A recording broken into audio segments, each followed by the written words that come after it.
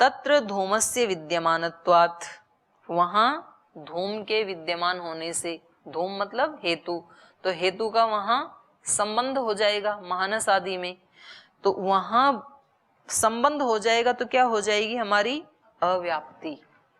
संबंध नहीं होना चाहिए ना, लक्षण तो कह रहा है कि उससे भिन्न में हेतु का संबंध नहीं होना चाहिए, तो वो सूत्र का लक्षण घटित होगा।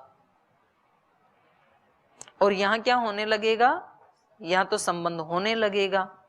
तो यहां पर कह रहे हैं कि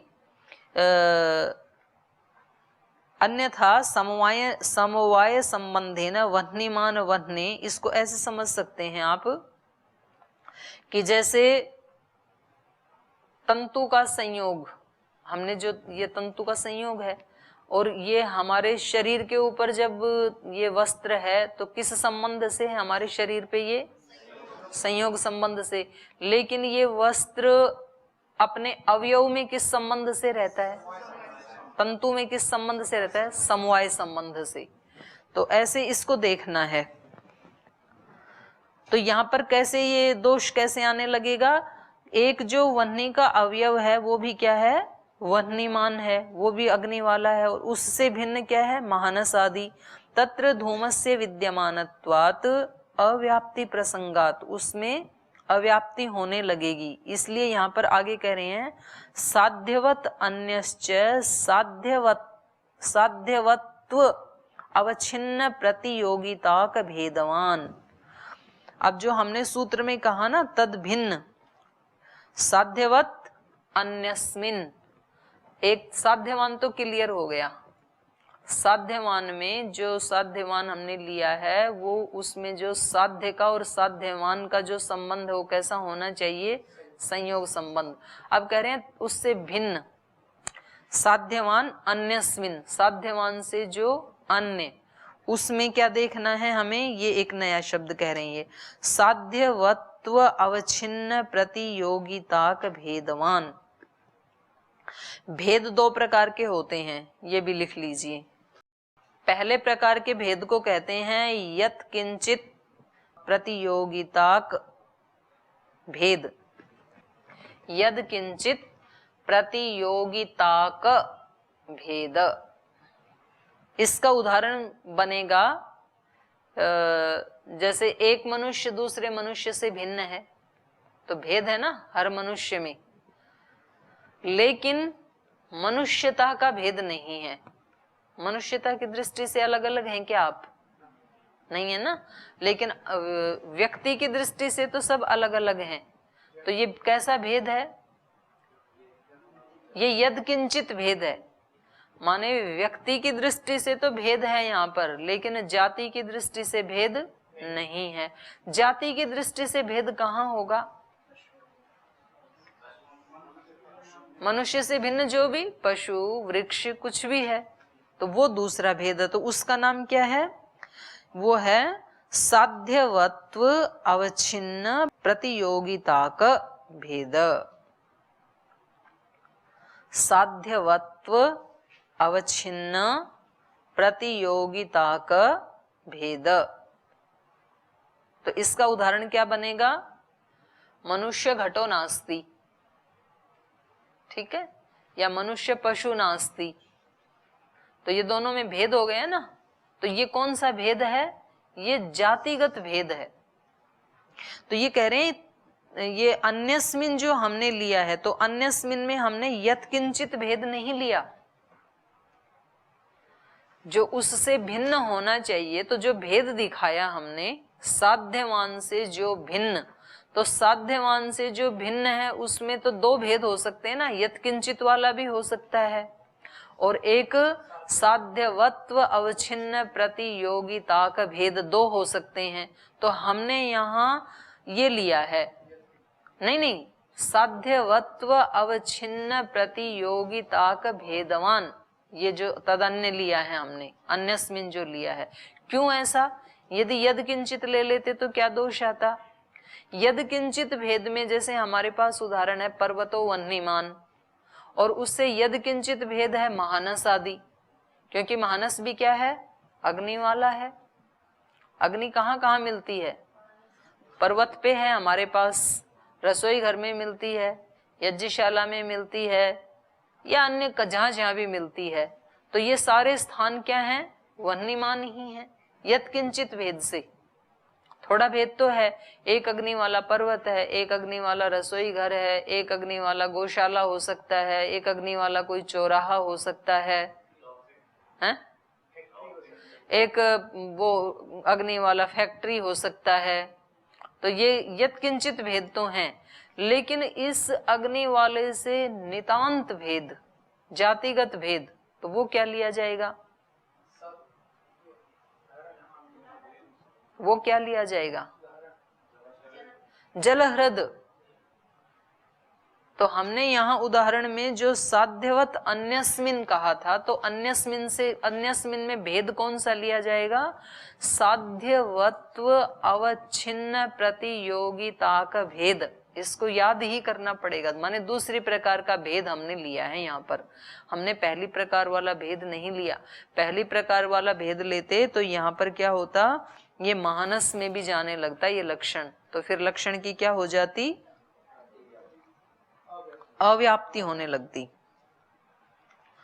वहने नहीं, अगला महानस आदि तत्र धूमस्य, वहां तो धूम का संबंध है। महानस आदि जो अग्नि के स्थान है वहां तो धूम होती है, तो वहां धूम होती है, तो फिर लक्षण तो हमारा घटित नहीं हुआ ना, क्योंकि हमारा लक्षण क्या कहता है?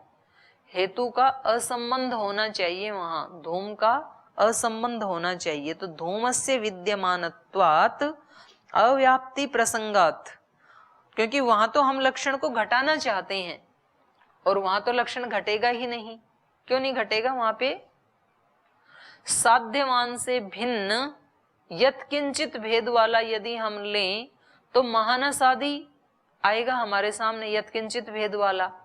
तो महानस आदि में तो ये लक्षण घटित नहीं होगा ना फिर।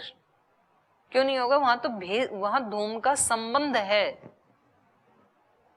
धूम का संबंध जहां है तो हमारे लक्षण उसमें घटित नहीं होगा। तो लक्षण जहां घटित नहीं हो, जो उसके लक्ष्य हैं उसमें भी लक्षण यदि घटित ना हो तो लक्षण में कौन सा दोष आएगा? अव्याप्ति दोष। वहां तो व्याप्त होना चाहिए, जो जो अग्नि वाले हैं वहां तो ये लक्षण घटित होना चाहिए, तो यहाँ अव्याप्ति दोष आने लगेगा। तो वो अव्याप्ति दोष कब नहीं आएगा? जब हम ये बताएंगे कि हमने साध्य में कौन सा वाला भेद लिया है, साध्यवत अन्यस्मिन कह के। अन्यस्मिन जो हमने बोला उसमें हमने कौन सा भेद माना है? साध्यवत्व अवच्छिन्ना प्रतियोगिता का भेद, वो लिया है हमने। तो इससे बिल्कुल भिन्न जाति वाला उदाहरण लेना पड़ेगा। इसलिए हमने उदाहरण क्या लिया यहाँ पे? जलहृद। तो जो आपने पूछा ना कि जलहृद ही क्यों लिया, तो क्योंकि अगर आप साध्यवान से भिन्न महानस ले लेते या दूसरा पर्वत ले लेते तो फिर वो क्या हो गया? यत्किंचित भेद वाला हो गया वहां पे। तो वहां क्या होने लगती? अव्याप्ति होने लगती, क्योंकि वहां तो धूम का संबंध हो सकता है। ठीक है, तो कह रहे हैं यहाँ पर धूमस्य विद्यमानत्वात् अव्याप्ति प्रसंगात। तो साध्यवत अन्यश्च, तो जो हमने सूत्र में साध्यवत से अन्य लिया ना, वो साध्यवत्व अवच्छिन्न प्रतियोगिता का भेदवान बोध्य। ऐसा हमें जानना चाहिए कि हमने यहाँ पर क्या लिया है? साध्यवत्व अवच्छिन्न प्रतियोगिता का भेद वाला यहाँ पर अन्यस्मिन शब्द से लिया है। तेन यत्किंचित वह्निमतो महानसादे भिन्न पर्वतादौ धूमसत्वेपि न क्षति। तो ऐसा लेने से हमारे को लाभ क्या हो गया? तेन, उससे क्या हुआ? यत्किंचित, यत्किंचित भेद वाले कौन है? वह्निमत, वह्नि वाले महानस आदि। महानस आदि यत्किंचित भेद वाले हैं, तो उनमें महानस आदि भिन्ने, उनमें पर्वत आदौ और पर्वत आदि में धूमसत्वेपि, वहां धूम का संयोग होने पर भी न क्षति ही, कोई हानि नहीं होगी, अर्थात अव्याप्ति नहीं होगी लक्षण की। तो हमारा लक्षण घटित हो गया। तो हमने ऊपर दिखाया कि लक्षण की अतिव्याप्ति नहीं होगी। इन्होंने अतिव्याप्ति के लिए क्या उदाहरण दिया था? अयोदाह वाला, कि वहां भी वन्नी का संयोग है। तो उन्होंने कहा नहीं, अतिव्याप्ति नहीं होगी, क्योंकि हमने सूत्र में जो साध्यवान लिया है वो समवाय संबंधहीन वाला नहीं लिया, बल्कि संयोग संबंध वाला लिया है। तो संयोग संबंध वाला तो कहीं मिलेगा नहीं वन्नी। और अव्याप्ति कहाँ होने लगी थी? अगर हम इसमें साध्यवत अन्यस्मिन में यत्किंचित भेद मान लें कि उससे थोड़े से भेद, कोई भी किसी का भी हम दूसरे पर्वत का ग्रहण करेंगे या रसोई घर का ग्रहण करेंगे हम, तो कह रहे हैं अगर हम उसको ग्रहण करते यत्किंचित भेद वाले को, तो फिर वहां पर तो संबंध है हेतु का, तो वहां हमारी व्याप्ति घटित नहीं होती। तो हमारा लक्षण जहां घटित होना चाहिए वहां भी घटित नहीं होता, तो ये क्या, कौन सा दोष आ जाता? अव्याप्ति। तो वो दोष क्यों नहीं आएगा? क्योंकि यहाँ हमने साध्यवत अन्यस्मिन जो कहा उसमें हमने साध्यवत्व अवच्छिन्न प्रतियोगिता का भेद इसका ग्रहण किया है। तो सीधा इसका कहाँ जाएगा प्रत्युदाहरण? जल ह्रद। येन संबंधेन हेतुता तेन एव संबंधेन साध्यवत अन्यावृत्तित्वं बोध्यम। जिस संबंध से, अब यहाँ तक ये एक पूरा हो गया चैप्टर, मतलब ये लक्षण जो है ये पूरा हो गया। लक्षण का हमने शुरू में क्या कहा था कि लक्षण कैसा होना चाहिए? जिसमें अव्याप्ति दोष ना हो, जिसमें अतिव्याप्ति दोष ना हो, जिसमें असंभव ना हो। तो ये तीनों इसमें नहीं है। इसका मतलब ये जो व्याप्ति का हमने लक्षण बनाया है ये बिल्कुल ठीक है। अब ये आगे एक नई बात उठा रहे हैं, ये कह रहे हैं कि आप पक्ष को तो देख रहे हैं, साध्य को तो देख रहे हैं, साध्यवान को भी देख रहे हैं, लेकिन हेतु के ऊपर तो कोई चर्चा ही नहीं की आपने। धूमवान को तो कोई चर्चा ही नहीं की। तो कह रहे हैं यहाँ उसकी भी चर्चा होनी चाहिए। ये न संबंधेन हेतुता, हेतु क्या है हमारा? धूम। और वो धूम वाला जो धूम है उसमें संबंध क्या है धूम का और पर्वत का? धूम का, अग्नि का और पर्वत का संबंध क्या है? उसमें भी संयोग संबंध है। तो ये न संबंधेन हेतुता तेनैव संबंधेन साध्यवत अन्य वृत्तित्वं बोध्यम। उसी संबंध से साध्यवत अन्य वृत्तित्व, साध्यवत माने साध्यवान, और साध्यवान से भिन्न जो लेंगे वो भी किस संबंध वाला लेना चाहिए? हेतु संयोग संबंध वाला ही लेना चाहिए, ऐसा हमने इस सूत्र में बताया है। तेन, उससे क्या होगा? तेन साध्यवत अन्यस्मिन धूम अवयवे धूमस्य समवाय संबंधेन सत्वे अपि न क्षतिः। करें इसका हेतु के कारण भी तो क्षति हो सकती है अगर आप ये नहीं बताएंगे। हेतु के बारे में यदि आप चर्चा नहीं करेंगे कि हेतु में भी हमने संयोग संबंध को ही लिया है। सूत्र कह रहा है साध्यवत अन्यस्मिन असंबंध, कस्य असंबंध? हेतु हो, हेतु का असंबंध। तो वो हेतु का असंबंध, जो हेतु का संबंध किस रूप में लिया है, तभी तो असंबंध बताओगे। पहले तो संबंध किस रूप में है आपका हेतु का, ये तो बताओ। तो संबंध किस रूप में है इस उदाहरण में? संयोग संबंध के रूप में है। तो संयोग संबंध वाला ही असंबंध वाला जो प्रत्युदाहरण देखना है वहां भी संयोग संबंध ही देखना पड़ेगा, नहीं तो क्या होगा? तेन साध्यवत अन्यस्मिन, साध्यवत, साध्य क्या है? अग्नि। साध्यवत क्या है? पर्वत। पर्वत से भिन्न क्या हो सकता है? पर्वत से भिन्न कोई भी हो सकता है जहां अग्नि का और धूम, जहां हेतु का संबंध न हो, जहां धूम का संबंध न हो। तो धूम का संबंध जहां ना हो वो तो एक धूम का अवयव भी हो सकता है। धूम अवयवे धूमस्य समवाय संबंधेन सत्वेपि न क्षति। धूम का एक जो अवयव है उस धूम के अवयव के साथ भी धूम का संबंध है कि नहीं है? धूम का धूम के अवयव के साथ कौन सा संबंध है? तो अगर हम यहाँ पर इसमें संयोग संबंध को ग्रहण नहीं करेंगे तो यहाँ पर ये क्या होने लगेगा? यहाँ पर सूत्र का असंबंध होने लगेगा। धूम का धूम के साथ संबंध है, तो धूम के अवयव में भी धूम है कि नहीं है? है, तो यहाँ पर तो घटित होना चाहिए, लेकिन यहाँ घटित नहीं होगी व्याप्ति। क्यों घटित नहीं होगी? क्योंकि संबंध है यहाँ पे तो, और संबंध नहीं होना चाहिए, हमारी व्याप्ति ये कह रही है। समझ में आ गया? एक जो धूम का अवयव है, उस धूम के अवयव के साथ भी धूम का संबंध है ना। और कौन सा संबंध है? समवाय संबंध है। समवाय संबंध का भी यदि हम ग्रहण करेंगे, यदि हम स्पष्ट रूप से यहाँ हेतु में संयोग संबंध है ऐसा नहीं बताएंगे, तो यहाँ पर भी लक्षण घटित नहीं होगा। जबकि हम यहाँ तो चाहते हैं, यहाँ तो हम चाहते हैं, तो यहाँ क्या होगा? असंबंध नहीं होगा, संबंध होने लगेगा यहाँ पर।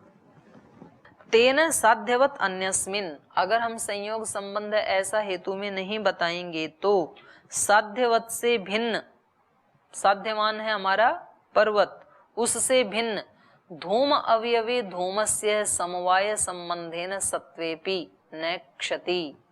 तो कह रहे हैं धूम का जो अवयव है उससे भिन्न हम धूम के अवयव को ले लेंगे, तो धूम के अवयव में तो धूम का संबंध हो रहा है, तो ये क्या हो जाएगा? लक्षण हमारा खंडित। क्योंकि लक्षण हमारा सिद्ध कब होता? जब धूमवान से भिन्न में धूम का संबंध नहीं होता, धूम के संबंध का अभाव दिखाई देता, तब ना हमारा लक्षण सिद्ध होता। लेकिन धूमवान है पर्वत, उससे भिन्न है धूम का अवयव, और उसमें तो हमें धूम का संबंध दिखाई दे रहा है, तो लक्षण हमारा खंडित। मतलब जहां नहीं होना चाहिए वहां भी दिखाई दे रहा है, तो ये हेतु की दृष्टि से अतिव्याप्ति है ना। तो कह रहे हैं अच्छा, तो अब क्यों नहीं होता है? अब आपका लक्षण खंडित क्यों नहीं होता है? धूम का जो अवयव है वो इस पर्वत से भिन्न है, और वहां धूम का संबंध दिखाई दे रहा है, तो आपका तो ये खंडित हो जाना चाहिए। तो कह रहे हैं खंडित इसलिए नहीं होगा क्योंकि हमने यहाँ हेतु में जो संबंध लिया है साध्यवान में, वो कैसा लिया? संयोग संबंध। और धूम के अवयव में जो आप संबंध दिखा रहे हैं धूम का, वो कौन सा संबंध है? समवाय संबंध। तो वो हमने लिया ही नहीं लक्षण में, इसलिए हमारा लक्षण खंडित नहीं होगा। साध्यवत अन्यवृत्तित्वं च साध्यवत अन्यवृत्तित्वात् अवच्छिन्न प्रतियोगिता का भाव। साध्यवत अन्य अवृत्तित्वम, सूत्र में हमने क्या बताया? साध्यवत अन्यस्मिन असंबंध, असंबंध है कोई, यहाँ पर क्या कहा? अवृत्तित्वम।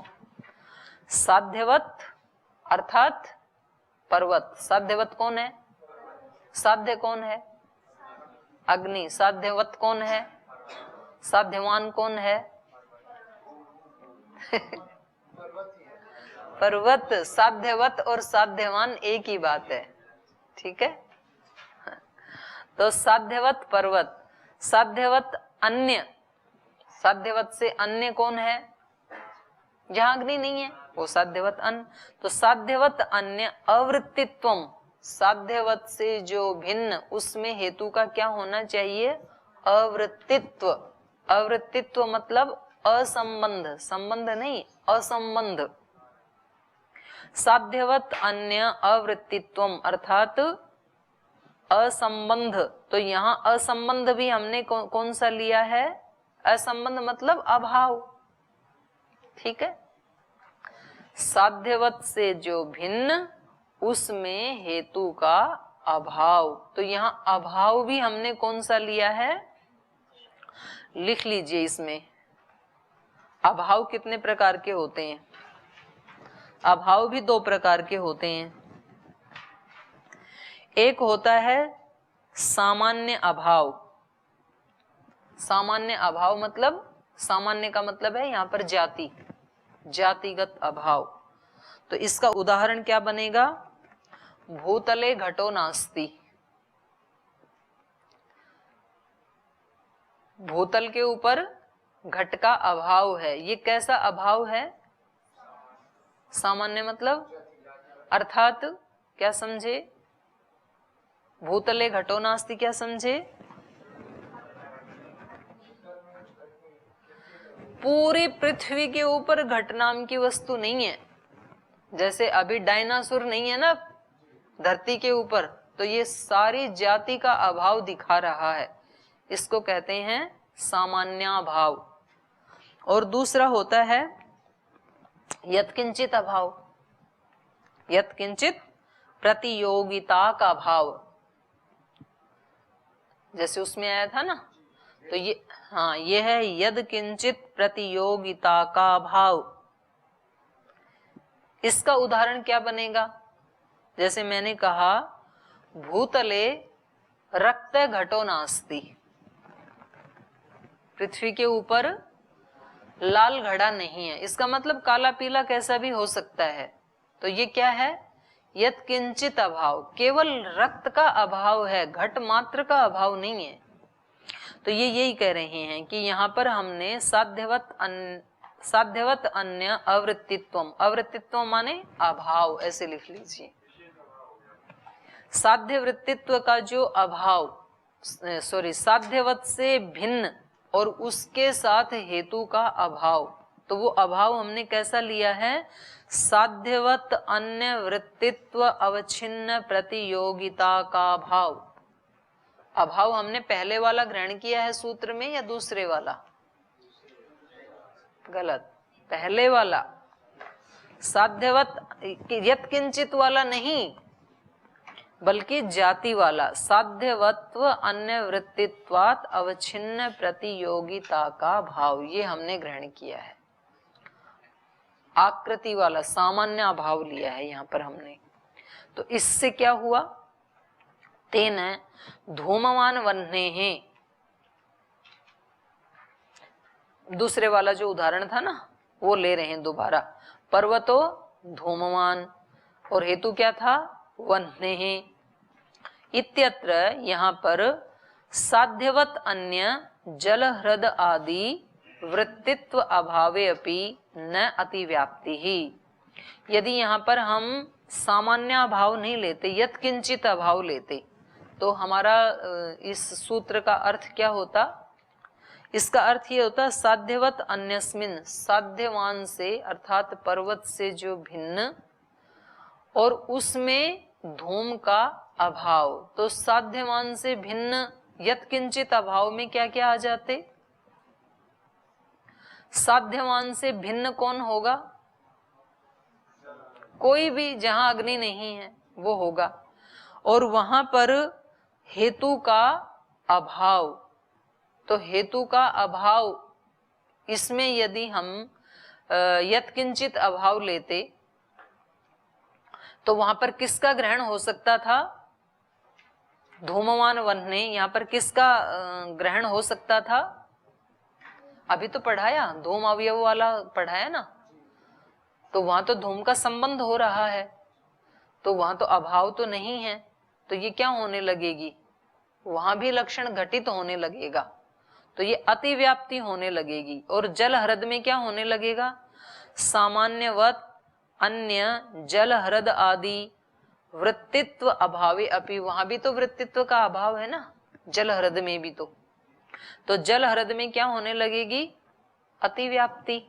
अतिव्याप्ति मतलब जहां जहां सूत्र का लक्ष्य था, लक्षण का जहां जहां लक्ष्य था, वहां वहां तो उसने अपना काम किया, उससे भिन्न भी अपना काम किया।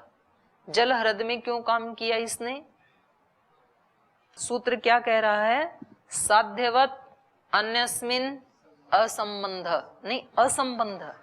साध्यवत से भिन्न हम क्या लेंगे? साध्यवान कौन है? पर्वत, उससे भिन्न जल हृद, और जल हृद में क्या है इसका? धूम का असंबंध है। तो असंबंध वहां पर जो अभाव है वो कौन से वाला अभाव है? सामान्य भाव। सामान्य भाव लेंगे तब तो वहां पर ये सूत्र काम नहीं करेगा। लेकिन यदकिंचित अभाव यदि हम लेंगे, जातिवत अभाव लेंगे, तब वो बिल्कुल उससे विपरीत हो गया ना, तो उसका नितांत अभाव हो गया। तो नितांत अभाव ये अर्थ लेंगे तब तो वहां लक्षण काम नहीं करेगा, तब तो हमारा लक्षण ठीक है। और यदकिंचित लिया तो उससे भिन्न कुछ भी हो सकता है फिर, तो फिर वहां पर अतिव्याप्ति होने लगेगी।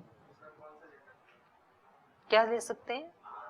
यत किंचित अभाव बोला तो, और दूसरा सामान्य अभाव दो तो बोला। किस दूसरे वाले? यही बनेगा, जल हृदय बनेगा।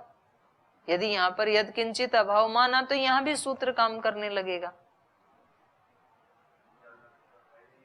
तो तीन तो उदाहरण दिए मैंने आपको, एक मनुष्य वाला दिया, एक घट वाला दिया। यद किंचित अभाव होता है, व्यक्ति में तो अभाव होता है, जातिगत भिन्नता नहीं होती है। यद किंचित प्रतियोगिता का भेद होता है, जिसमें थोड़ा भेद होता है लेकिन जातिगत भेद नहीं होता है।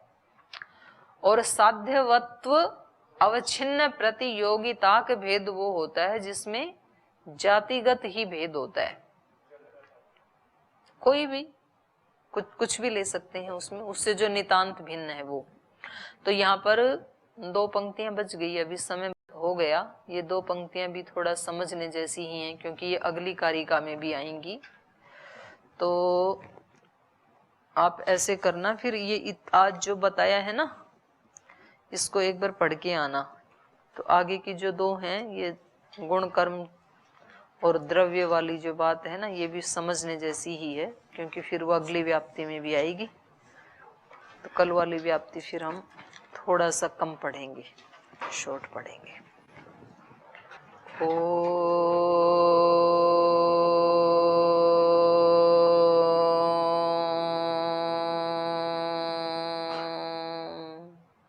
शांति शांति शांति। श्री गुरुभ्यो नमः।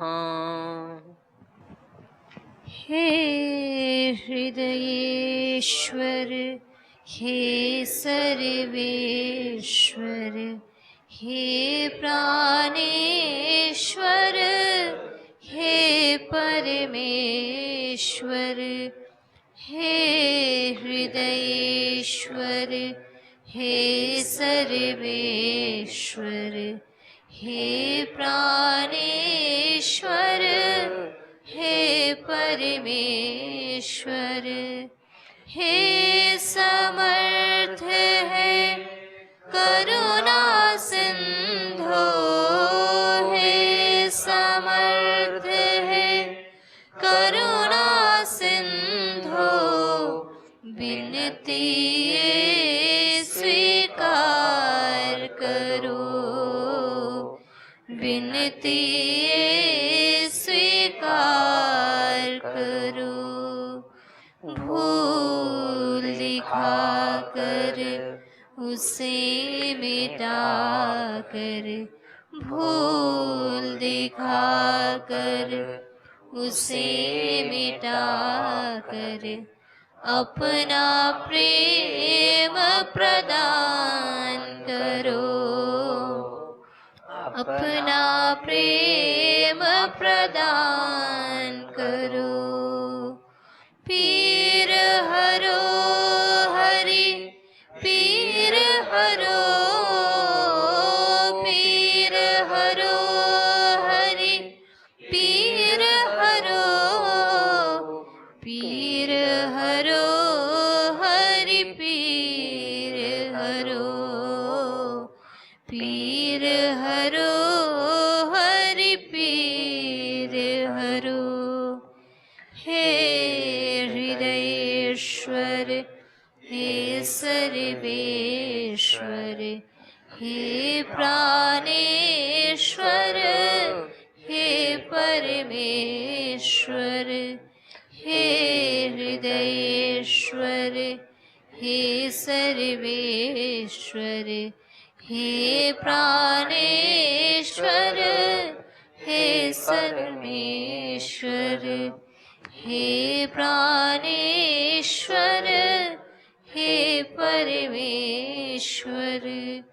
हे प्राणेश्वर, हे परमेश्वर। ओम श्री गुरुभ्यो नमः।